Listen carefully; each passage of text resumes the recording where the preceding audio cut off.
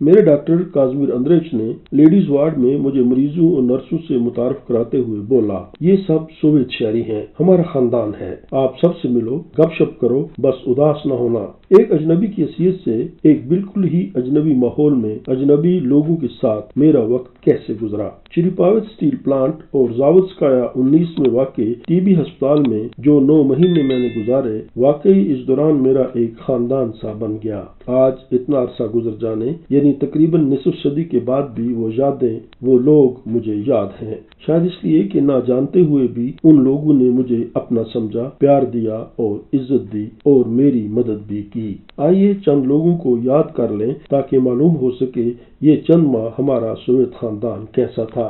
اس خاندان کا حصہ بننے کے لیے مجھے سب سے پہلے لوبا اور بس کے ڈرائیور سے متعارف ہونا پڑا۔ لوبا، جیسے کہ میں بتا چکا ہوں، وہ ہماری مترجم، گائیڈ اور ٹیچر تھی۔ سفید گلابی رنگ لیے ہوئے گولڈن بالوں کی ایک عام سی روسی عورت۔ اس کی ماں روسی تھی جبکہ باپ آذربائیجانی، شاید شیعہ مذہب کا ماننے والا۔ لیکن یہ زمانہ ایسا تھا کہ سوویت یونین میں اور وارسا پیکٹ کے دوسرے سوشلسٹ ممالک میں مذہب کا نام نہیں لیا جاتا تھا۔ مذہب آپ کا اپنا معاملہ تھا اور آپ مذہب کی حمایت یا مخالفت میں پروپیگنڈا نہیں کر سکتے تھے۔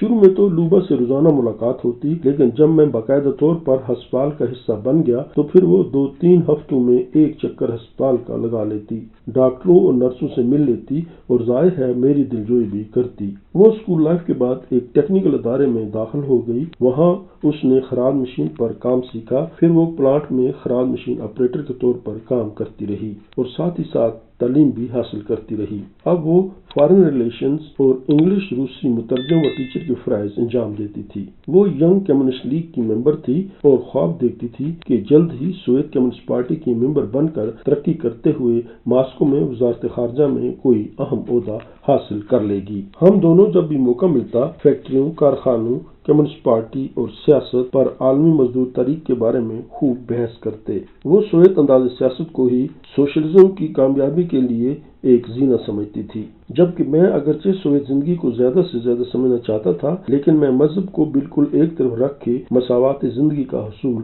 مشکل سمجھتا تھا۔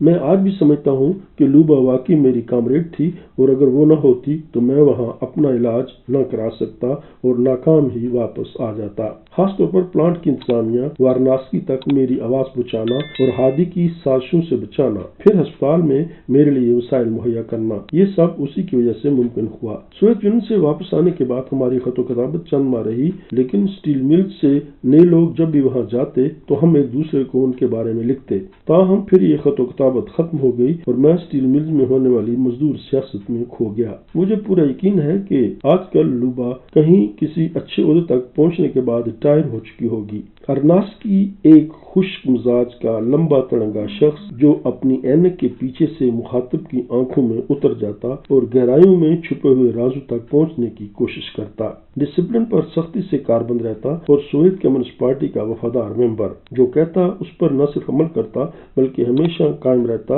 اور میرا وہاں علاج اور قیام صرف اسی کی وجہ سے ہی ممکن ہوا۔ مجھے یہ کہنے میں کوئی حرج نہیں کہ اگر پاکستان اسٹیل ملز مجھے صرف اجازت دے دیتی تو میری تربیت بھی ہو جاتی اور وہ بھی مفت میں، یعنی پاکستان اسٹیل ملز کو $1 بھی اضافی خرچہ نہ کرنا پڑتا۔ میری ارناسکی سے بہت کم ملاقاتیں ہوئیں، لیکن ہر ملاقات میرے دل میں اس کے لیے عزت و احترام کا نیا جذبہ پیدا کر دیتی۔ آہنی پردے کے پیچھے کیا ہو رہا تھا؟ سوویت یونین میں لوگوں کی زندگی کیسی تھی؟ دوستو، اگر آپ اس بارے میں مزید جاننا چاہتے ہیں تو ہمیں سبسکرائب کیجیے اور لائک بھی کیجیے۔ شکریہ۔